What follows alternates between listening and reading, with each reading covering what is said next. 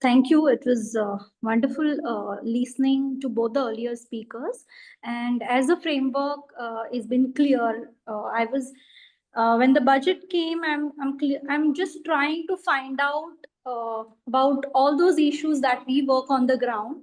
What are the provisions that are being made? And frankly speaking, I'm finding it little difficult because budget introduces schemes for rural women and first time entrepreneurs, but the overall financial commitment remains modest.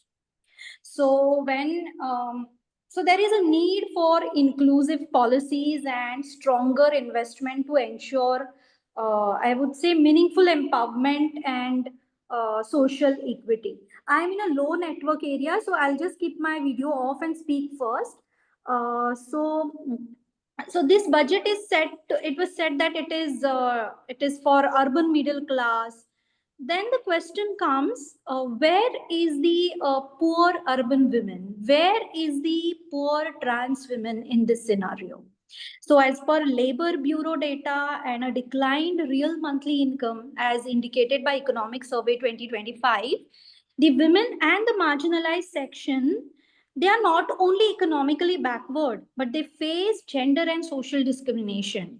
Where is the thought process when we think about all these issues, all these different stakeholders which come from marginalized section? And at one end, we say that Constitution provides right to equality to all, and when we look at the budget, there is no adequate focus on women and marginalized section. There has been we've been talking about women entrepreneurs from SC/ST communities. I'm trying to find out where are the provisions from nomadic tribes, denotified tribes, primitive tribes. Where are these women? Are these women in our periphery? Where are they? I'm trying to find out this. Although we've been saying that there has been 3% increase in the WCD budget, there has been oversight remains the lack of investment in gender sensitive public transportation, which 91% of urban women find unsafe and unreliable, which limits their access to employment. Then, or safety, workplace inclusion, urban unemployment, all these issues, like how do we, where do we search for these things? And the other thing is, we talk about, women's workspace participation, workplace participation, but are we thinking about unemployment that we all face at urban and mostly the urban spaces? Because there have been job opportunities, but these opportunities are in informal sectors with low wages. So where are these counted is the another question that comes to mind. I have 3-4 points more here. Then we talk about PM Awas Yojana Urban. There has been substantial increase in the budget, as it has been said. But the reality also speaks that only 73% of PM Awas Yojana were houses registered in women's names. This raises concern in my mind about extent to which these funds are genuinely empowering women.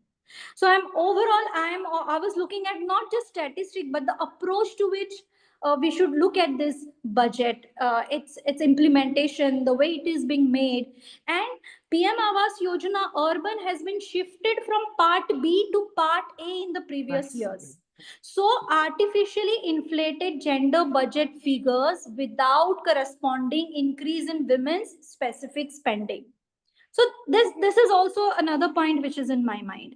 So that goes further saying, when we funding, how do we look at outcomes? Is there any correlation between funding and the outcome?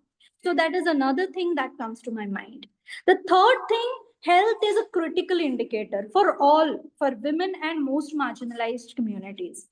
And we talk a lot about women-led development. And this year, the budget reflect increment progress in key areas. Say, for example, Saksham Anganwadi and Poshan, Ayushman Bharat, and all these, and also menstrual hygiene. All these things, Saksham, Anganwadi, Ayushman Bharat, Poshan, menstrual hygiene for women, they all come at part B of the budget. So part B talks about 30% of the overall, that section's budget.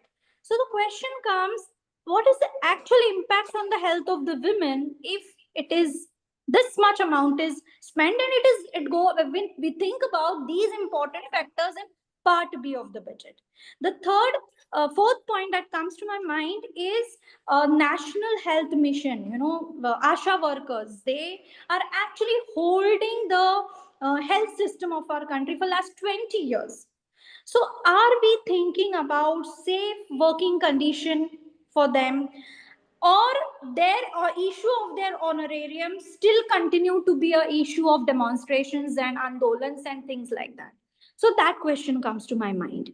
Another fifth thing is about, we've been talking about education for all, but when it comes to education, housing, health, the we are talking about women, but women is not a homogeneous category. We have to think about all women, women coming from different caste, women coming from different religion, and the kind of a social discrimination each of the section of women they face. And the most important, which is always forgotten, is the trans community. So I will later on I will talk about it. But deficit in government school into school infrastructure is another point that needs to be highlighted. I was thinking that we need to highlight that point. And fifth, and the second last point is, there is a scheme which is talked about by name Smile. It says the support for marginalized individuals for livelihood and enterprise. And this scheme talks about rehabilitation programs for transgender and beggars.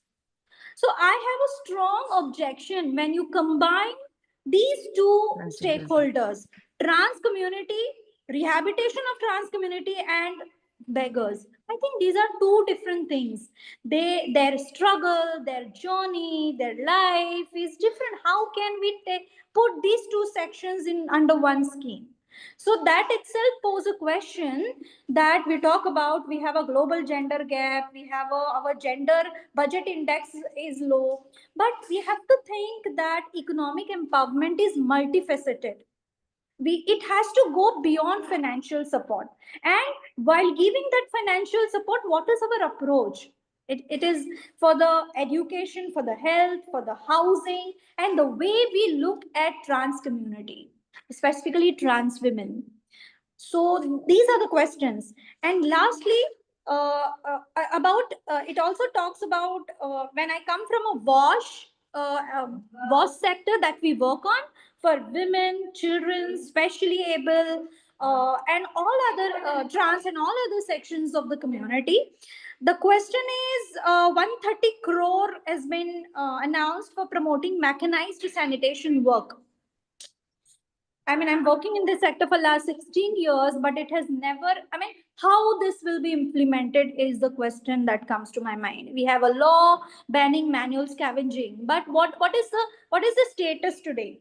So I would say it's, for women, credit is important, but what are systemic barriers, and how have we thought about the systemic barriers in all this scenario? Have we collected gender segregated data? How are we going to track the progress when we don't know what is the gap which lies beyond? Actually, there are multiple things that are running in my mind. One more thing, lastly, is Matru Vandana scheme, which talks about 6,000 per mother, and no change since 2013. And I understand there is no change. I'm angry about it, but I'm also angry about 6,000 per mother. What does it mean per mother? If a woman don't want to be mother, a woman is a single, a woman has no child, I mean, how are we going to? So the language of the budget is also, which is questioning, which needs to be questioned. That's what is all running in my mind. I'll stop here and would look forward for the next question. Yeah.